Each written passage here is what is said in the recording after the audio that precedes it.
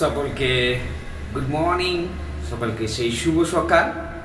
আর আমার প্রতিটা খ্রিস্টীয় বিশ্বাসী ভাই বোনেদের প্রভু যিশুর মধুর নামে জানাই সকলকে জয় যিশু, হালেলুয়া, প্রেজ দ্য লর্ড।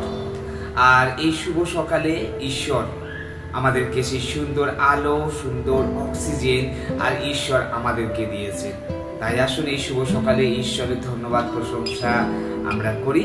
আসুন এই শুভ সকালে ঈশ্বরের বাক্য পাঠ ও শ্রবণ আমরা করি। আসুন আমরা দেখি এই শুভ সকালে ঈশ্বর তার বাক্যে আমাদেরকে কি বলে। যদি আমরা দেখি সে গীত সংগীতা তার 34 অধ্যায়, আর সেইখানে সে 9 ও 10 পদে আমাদের জন্য সেই সুন্দর একটি কথা আর ঈশ্বর বলেছেন। আর আসুন আমরা তাহলে পাঠ করি।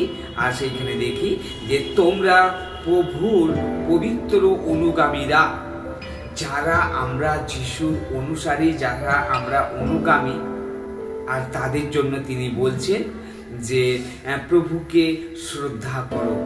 আসুন আমরা এই শুভ সকালে সেই দিনটিকে শুরু করার পূর্বে আমরা ঈশ্বরের কাছে নত হই, নম্র হই, আমরা ঈশ্বরকে যেন শ্রদ্ধা করি। আমরা তারপরে কি বলে যে কারণ অনুগামীদের কাছে প্রত্যেকটি জিনিস আছে যা তাদের প্রয়োজন।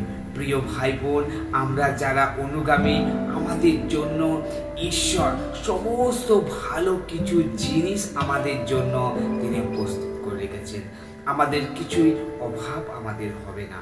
তাই আমি বলতে চাই যে আমরা যদি 9 পদ দেখে সেখানে বলে বলবান লোকেরাও ক্ষুধার্ত এবং দুর্বল হয়ে পড়বে, কিন্তু যারা ঈশ্বরের কাছে সাহায্যের জন্য যাবে তারা সব ভালো জিনিসই পাবে। প্রিয় ভাই বোন, এখানে সুন্দর একটি কথা রয়েছে, আর সেটা হলো যে বলবান লোকেরাও ক্ষুধার্ত এবং দুর্বল হয়ে পড়বে। যারা বলবান, যারা শক্তিশালী, আর তারাও একটা সময় তারা দুর্বল হয়ে পড়বে। কিন্তু আমরা যারা যিশুর কাছে আসব, আমরা যারা যিশুর কাছে আমরা নিজেদেরকে সমর্পণ করব, বা ঈশ্বরের কাছে যখন আমরা সাহায্যের জন্য চাইব, আর ঈশ্বর আমাদের জন্য একদম ভালো কিছু তিনি দেবার জন্য প্রস্তুত হয়েছে। তাই আসুন এই শুভ সকালে আমরা তার কাছে নত হই, তার কাছে নম্র হই, তাকে আমরা শ্রদ্ধা করি। তাহলে তিনি আমাদের সব কিছু ভালো কিছু তিনি, আমি বিশ্বাস করি ঈশ্বর তার ভাগ্য দ্বারা আমাদের প্রত্যেককে তিনি আশীর্বাদ করেছেন।